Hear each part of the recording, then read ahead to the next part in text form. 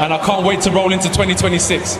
And if Tyson Fury is as serious as he thinks he is, and he wants to put down his Twitter fingers and put on some gloves and come and fight one of the realest fighters out there that will take on any challenge, step in the ring with me next if you're a real bad boy.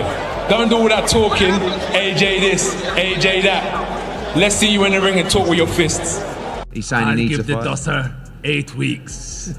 Give him 24 hours to sign a contract. Let's see if he's a man. AJ right here. Greedy belly. Let's make the biggest fight in British boxing history happen. The real biggest fight. You know how it is. Between the Gypsy King and AJ Anthony Joshua. After Anthony Ngannou won Rallyhap was that Anthony Joshua immediately called out Tyson Fury, throwing subtle insults and challenging him publicly. Fury's response to Joshua's callout is sharp and confident, insisting everything is transparent and clean. He handed the ball to Joshua, daring him to sign the contract today and prove he has the pride and courage to step up. Give them full transparency. I've got nothing to hide. I'm not trying to rob anybody. I never robbed anybody of a penny in my life. So now you've got full transparency. Everything's clean and fair. Now, Joshua, the ball is really in your court, son. Everybody is done. If you're a man, and if you've got any sort of dignity and pride about you, you'll get this contract signed today. This is it. There is no more days, weeks, months. Anthony's response to Tyson Fury is sharp and calculated, showing he's not intimidated by Fury's bravado. By stressing legal terms and proper management, he throws subtle shade, implying Fury might rush or underestimate him. Joshua is sending a clear message. He's ready, professional, and fully aware that Fury's usual games won't work this time. You know the history of boxing, make sure you get your legal terms right. That's why you got good management and good lawyers. So of course I'm going to sign a contract. That's just with some lawyers at the minute. Tyson Fury is turning up the heat with his usual bravado, calling out Anthony Joshua in no uncertain terms. He frames this as the fight fans deserve, making it personal and public. Fury's challenge is provocative, dismissing excuses and daring Joshua to act, creating drama while asserting his dominance. Fury is using psychological pressure, forcing Joshua to respond and proving that Fury's mind games are as sharp as his fists, and this battle is already electrifying before it even begins. For the fans, you want the biggest fights possible, and the biggest fight out there now is me and Joshua. So, let's make it happen. Stop running away, stop making excuses, put your nuts in your handbag. Eddie Hearn confirms the strategy is clear. Anthony Joshua's focus is on 2026 and the monumental clash with Tyson Fury. This isn't speculation, it's a deliberate roadmap to reclaim dominance in the heavyweight division. Hearn's words show confidence in Joshua's ability to handle Fury and emphasize that the fight is not just hype, it's a calculated pursuit of legacy and the world heavyweight title, signaling that Joshua's camp is already setting the chessboard for one of boxing's most anticipated showdowns. He's going to go in there and he's going to do a job on it. We don't play around in boxing. It's not the sport to play around and start doing rounds. No, we're going to go out there. The revelation that Fury and Joshua will take separate fights before their clash adds a complex layer to the build-up. It creates suspense and shows strategic pacing by both camps.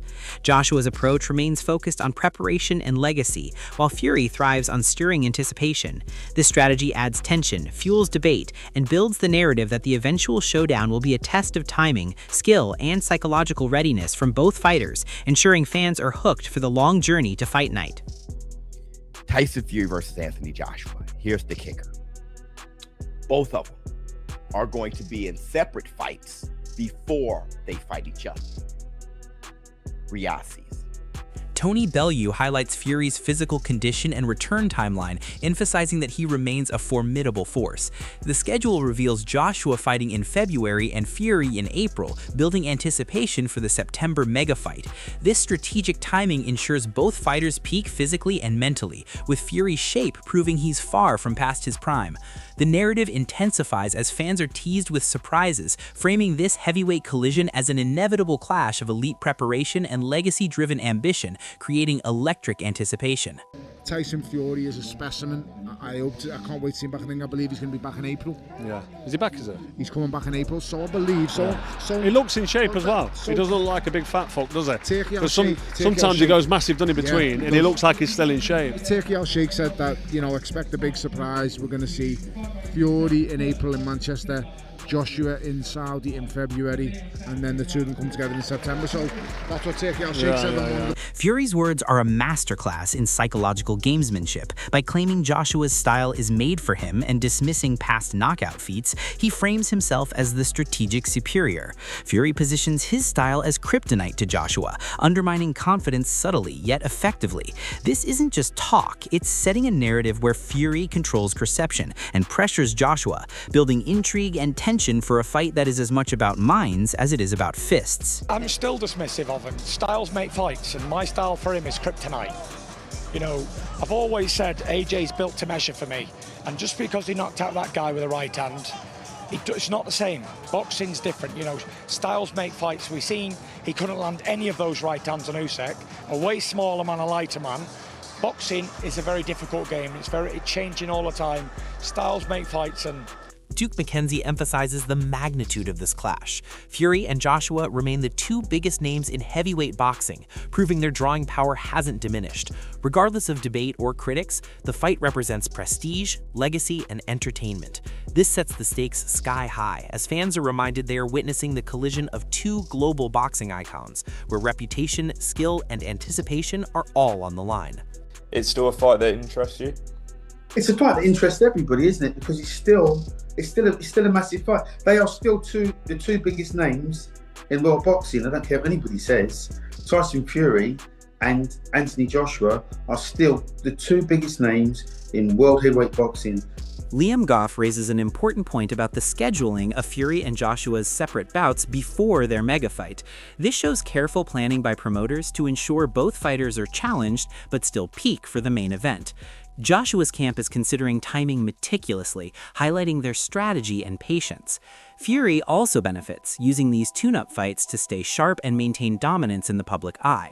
The story builds suspense and makes fans realize that this isn't just a one-off clash, it's a carefully orchestrated heavyweight spectacle designed to deliver maximum drama and impact.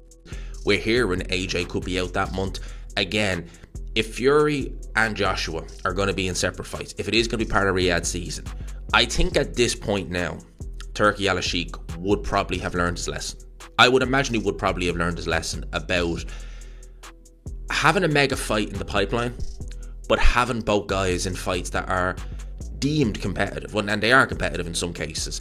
Spencer Oliver is confident that the Anthony Joshua versus Tyson Fury fight will inevitably happen.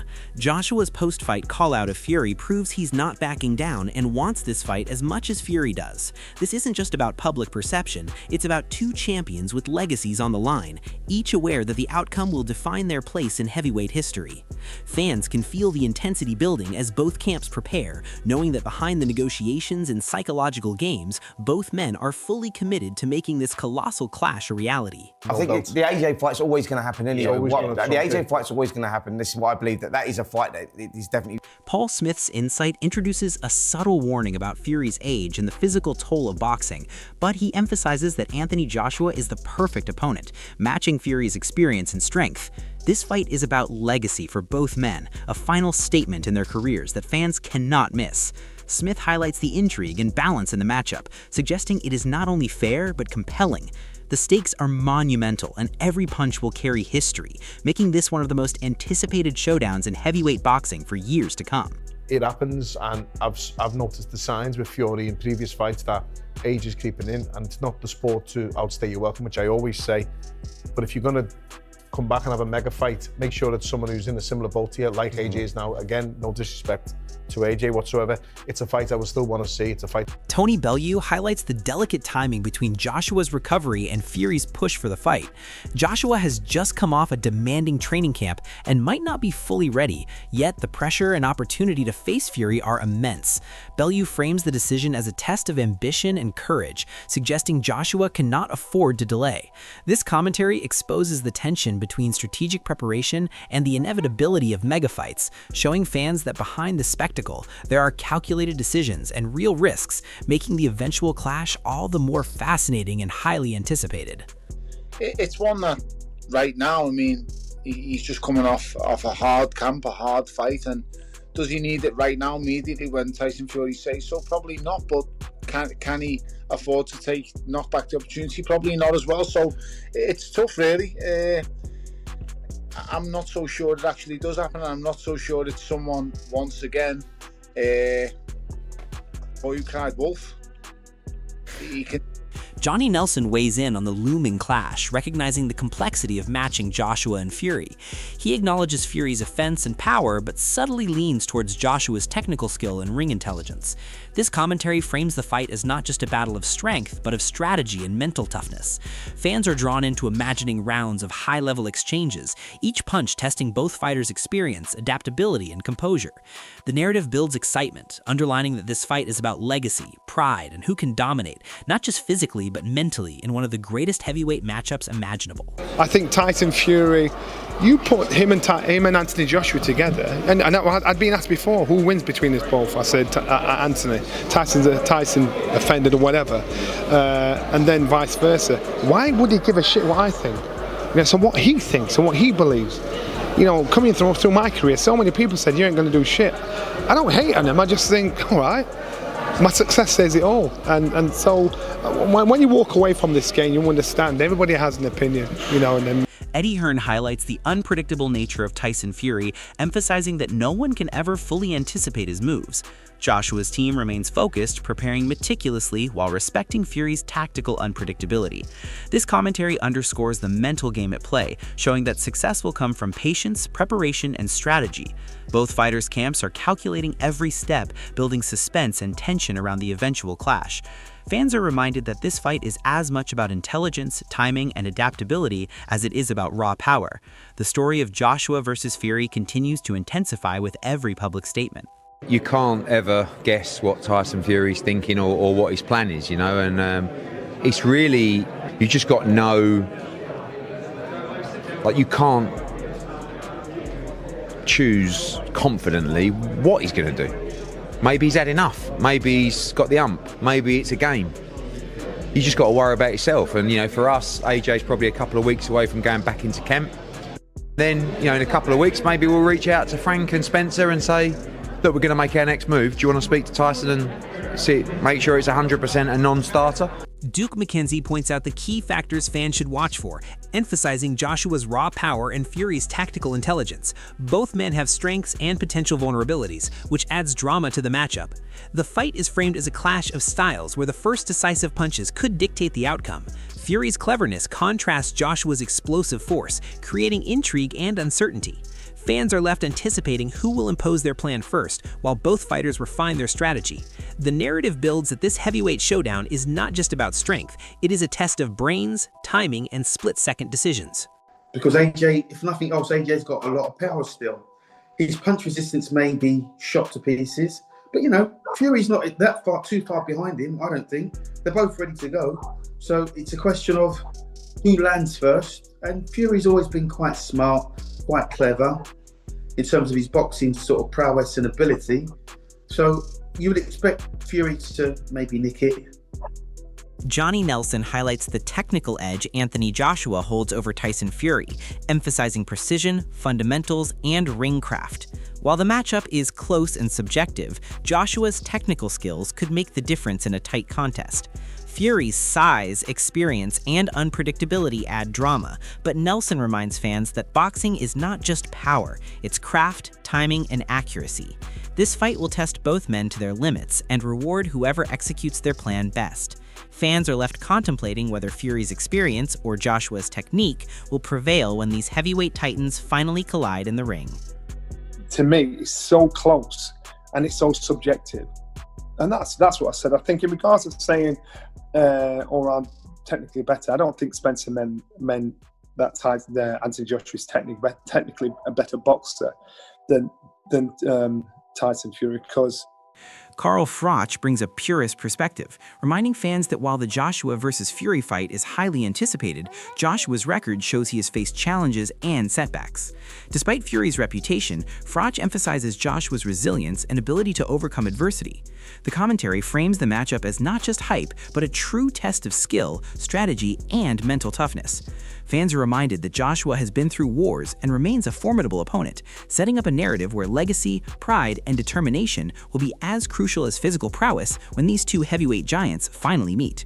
If he fights Anthony Joshua, that will be the one that people want to see. That was probably still Phil Wembley, but as a boxing purist and as a lover of the sport, am I that bothered if Tyson Fury never steps in the ring with Anthony Joshua? I'll be honest, no. AJ's been flattened. The build-up to Anthony Joshua versus Tyson Fury has reached peak fever, with every public statement, call-out, and analysis adding layers to this colossal clash. Joshua has made it clear he wants Fury and is not shying away from confrontation, asserting his dominance and willingness to face one of the sport's most unpredictable champions. Fury responds with confidence, daring Joshua to sign the contract and step into the ring, showing that the mental battle is as intense as the physical one. Fans are witnessing a heavyweight saga where strategy, timing, skill, and raw power collide. If Joshua wins, he cements his legacy as a technical master, capable of overcoming Fury's size and unpredictability. If Fury shocks the world, he reinforces his position as the most cunning and daring heavyweight of his generation. Are you backing Anthony Joshua, or do you see Tyson Fury pulling the upset? Drop your thoughts below and join the debate.